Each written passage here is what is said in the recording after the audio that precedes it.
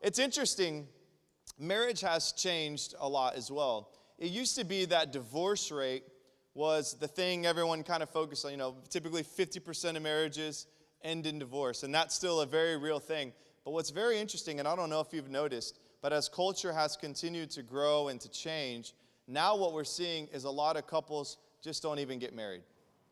Just don't even get married. And let me say this really quick, because I know this room is full of a whole lot of people. It's possible that's your story here today, and I want you to know you're loved, you're welcome. We're never going to beat you down or embarrass you or anything like that. But I also want you to know, and this is for everyone, we believe God has set a wonderful standard for marriage. Covenant marriage between a man and a woman to walk through life together. And so I want to encourage you, if that's your story, man, listen up. I hope that you can ask questions where appropriate, and then we can help you, but you are welcome here. But I want to say, God has given us the gift of marriage. It is a gift. It's because He loves us, and it is a wonderful, wonderful thing. In fact, this is a cool story. Last session, we had a couple. I don't know if they're here tonight. There's a lot of you. I can't see everyone. But we had a couple. They've been together. They've been, what do you call it? Community marriage? What do you? That thing. Common law, yeah, that one. Apparently I didn't go to school. Common law marriage. And they've been together for 7 years. They had kids. I mean, they were just doing life like normal. And they came up at the end of date night and said, listen, we realize we haven't been doing this right, and we'd like to fix that. So would you marry us? Would you help us get this right? And so we did. We married them right across the way over there, and it was incredible. And so I want to say to you, man, everybody's welcome here, and we're so glad, but we're going to be honest. When we get to these moments, it's going to be the Bible leading the way and navigating us, and we'll be practical and all those good things. But I think it's important we kind of set that tone early on. So over the next few weeks, what we're going to talk about is really interesting. Sarah and I, my wife, that's Sarah, by the way, in case you didn't catch that. We were in Atlanta, and we were driving around. We didn't have our kids with us, and I asked her a question. I just said, hey, it's a new year, new you, new me. What do you think I could do better in marriage? It's the date night guy, by the way. And I thought, man, if she found one, right, that'd be really tough. I mean, come on. Seriously. And I'm telling you what, it took her a couple seconds, because that's a deep question, right? Like maybe earlier when you were like, whoa, convictions, I don't even know what does that even mean? And then she went, boop, boop, boop. 3 things, just shot them off. And I thought, oh, okay, well, I was thinking differently, but all right. And the truth was, there were 3 very serious things, very good things. And so what I decided to do with her permission was, one, to share this with you, but actually the next 3 weeks are going to be unpacking those 3 things that she asked me to work on. And I believe transparency is key. I think that you need to know none of us in here are perfect. Whether you've been married for, 32 years, or you've been married for 3 weeks or 3 days, none of us are perfect. And so these 3 areas are pretty common areas that I think there's probably a lot of us in here that are struggling with. And so it's going to be a couple weeks of transparency, and maybe a little hard at times. But, we're going to roll with it. But here's the 3 things. You ready? You ready for 3 things? Anybody think they can guess it? Don't try. Don't try. Number 1, she said, I want to see us talk more. I mean, come on, right? This is what and we're going to get to that. Don't worry. We'll get to that if time allows. Number 2, she said, I want us to pray more. It's a good one. And then the 3rd one, ready for this? She gave me permission, by the way. She wants us to have sex more. Everyone's like, whoa. Hey, there we go. Hey. You did give me permission, right? It's too late now, sorry. No, but here's the thing. Some of you are like, why did you start with this? This is great. It's going to be awesome. Here's the thing. Those 3 topics, they actually all encompass one thing: marital intimacy. Marital intimacy. And so, of course, I was processing first, like, is this real? Like, maybe she didn't.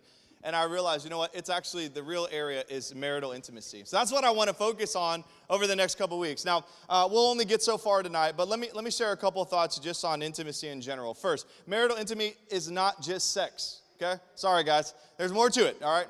Don't worry. We'll talk about all that later on. But marital intimacy is deeper than just sex. That's important to know, because a lot of people think that's all it is. Marital intimacy is spiritual, intellectual, it's emotional, it's physical, it's all of those things. And that is absolutely vital that you and I understand that, or we truly miss a key part of marriage. Now, the other thing is, marital intimacy is built over time. It's built over time. So we live in an instant culture, right? Everything's instant. But the truth is, marital intimacy is never built instantly. It just doesn't work that way. So it's something that's built over time. And here's what's fascinating. There may be some of you, as we continue to unpack this topic, and even now you're thinking, you know what? That may be us too. There's this thing where I feel like when we should be walking connectively, it's kind of like we're on a parallel track. We're doing life together, we live together, we may even talk a little bit, but we're not connected. There's this almost separation. It's like we're on a parallel track. And the truth is, sometimes it just happens with day-to-day life.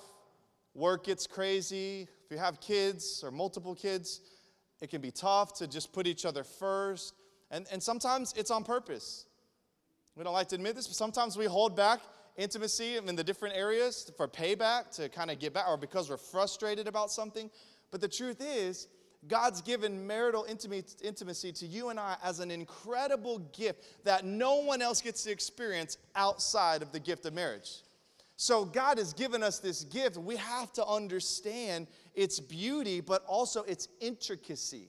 So that's really important. Now, let me show you this. God's given us intimacy, and He gave it to us to have a healthy marriage. So if you remember back in the garden, and if you've been doing our 52 weeks, we just kind of covered Genesis.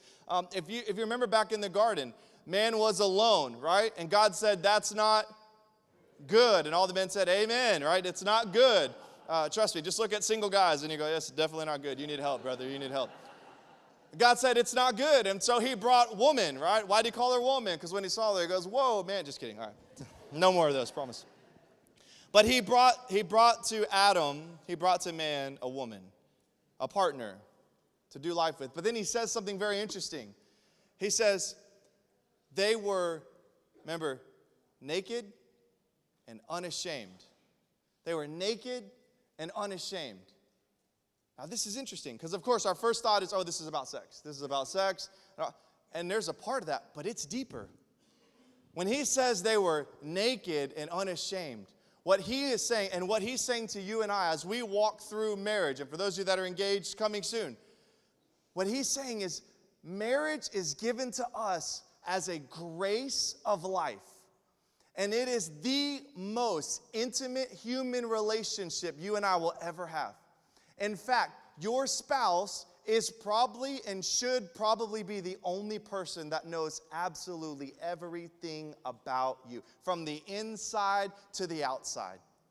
Every piece of who you are, emotionally, spiritually, physically, intellectually, it should be known to your spouse.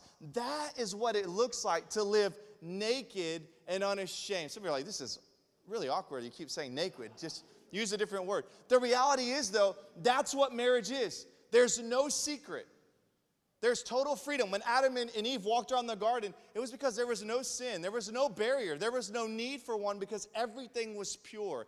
In your marriage and in mine, trust me, we're starting with ours. In mine, we've got to get to a place where we are open with our spouse, not just physically, but emotionally, spiritually, intellectually, that they know everything about us, because it is in our spouses that we're going to find what?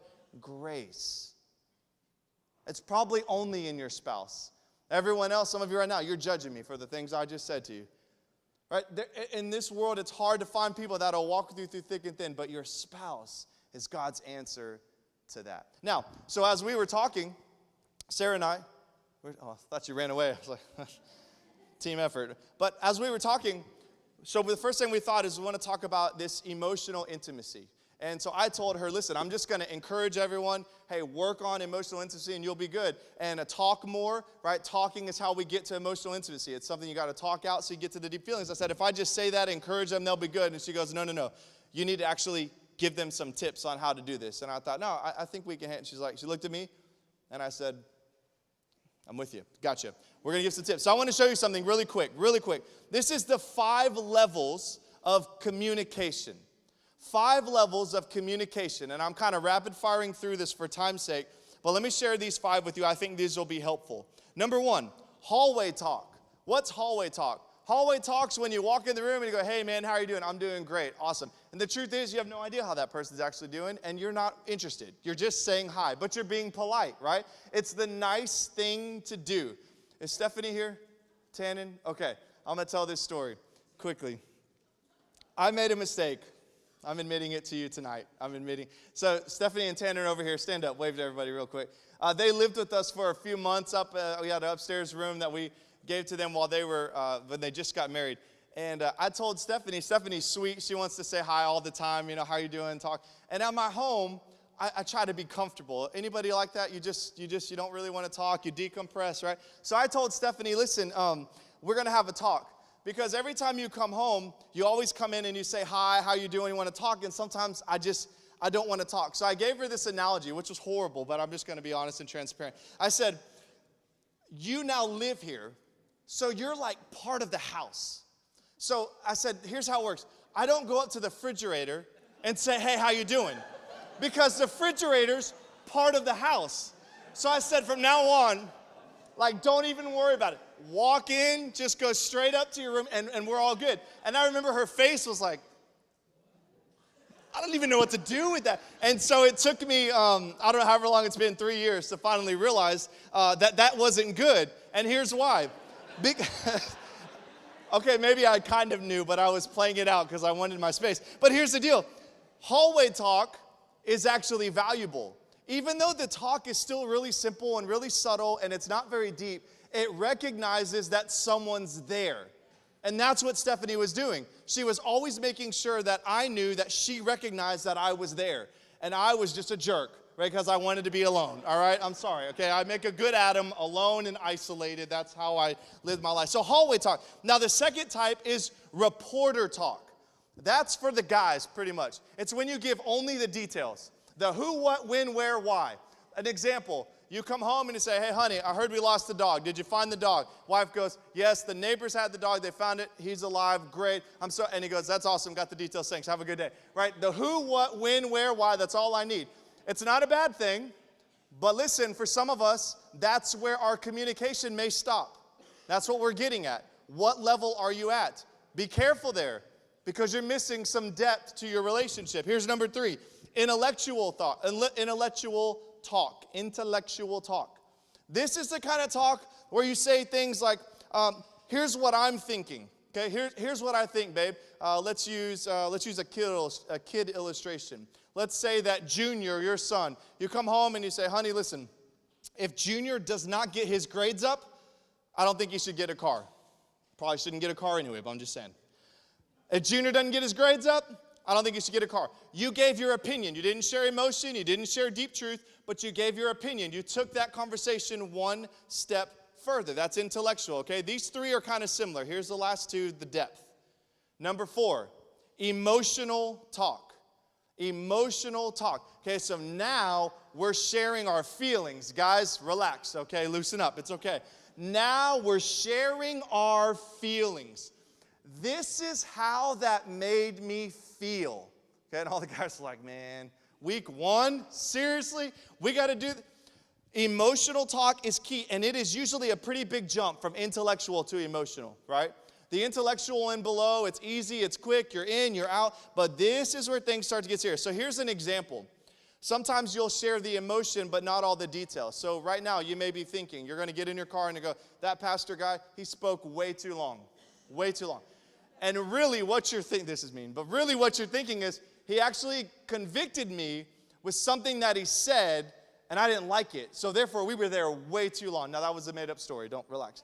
But that would be an example of, I shared an emotional response, but I didn't give you the depth to what it was. But I shared my emotion. Here's the final one, the 5th one. This is the big one. Loving, genuine truth talk. Let's be honest.